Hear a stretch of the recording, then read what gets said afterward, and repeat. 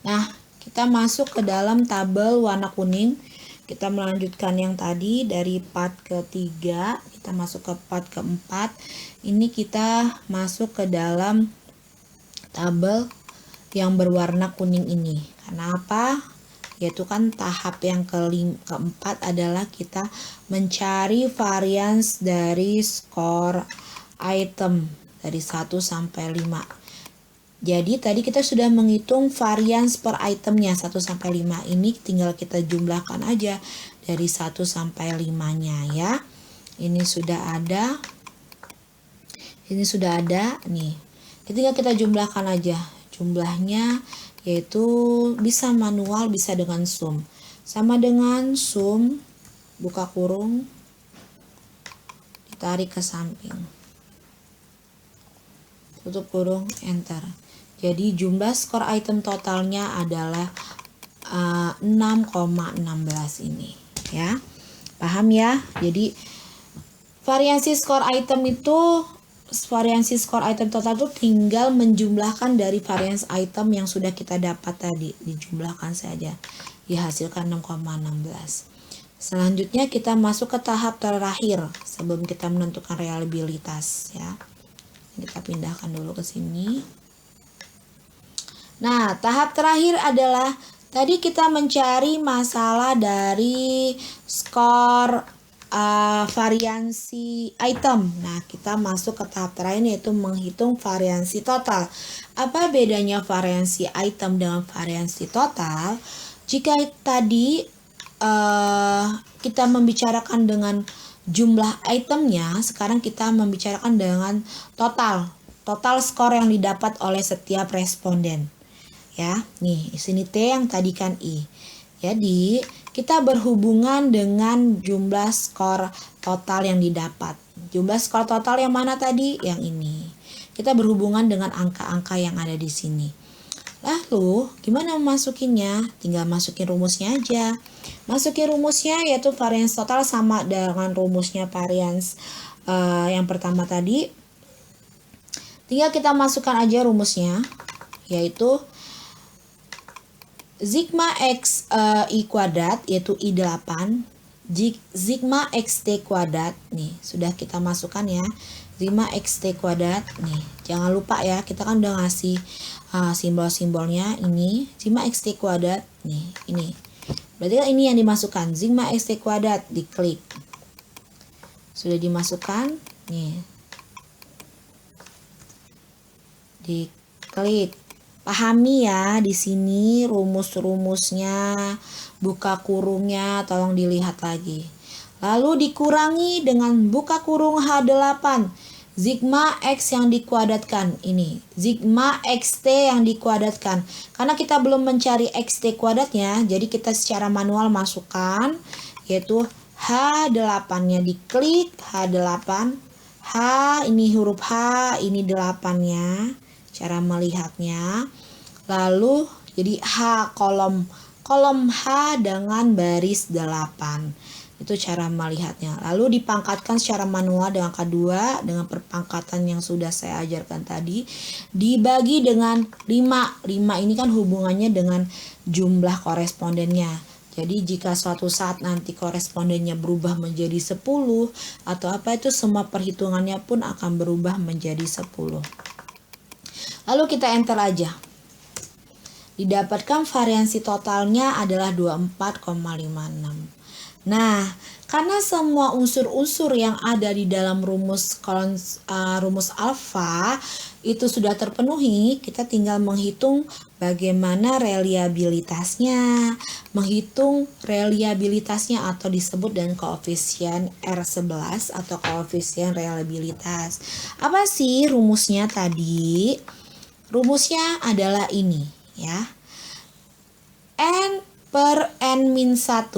N, jumlah item sudah diketahui. Berapa jumlah itemnya? Sudah kita tahu ya, jumlah itemnya ada 5. Sudah diketahui semua. Selanjutnya, angka 1 ini memang rumusnya kita tidak usah membingungkan angka 1. Sigma XI atau jumlah dari skor item jumlah dari variansi skor tiap-tiap item. Jumlahnya kan yang dicari, kita sudah mendapatkannya, jumlah variansi skor item total atau SI total ya. Selanjutnya yang koefisien lain yang harus dimasukkan adalah variansi totalnya. Jadi variansi totalnya pun sudah kita dapatkan. Variansi totalnya adalah ini ya. Variansi totalnya adalah ini ya. Jadi sudah kita dapatkan, tinggal kita masukin rumusnya aja ke sini.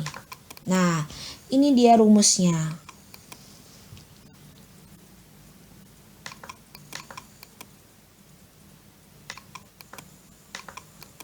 Aduh, sorry.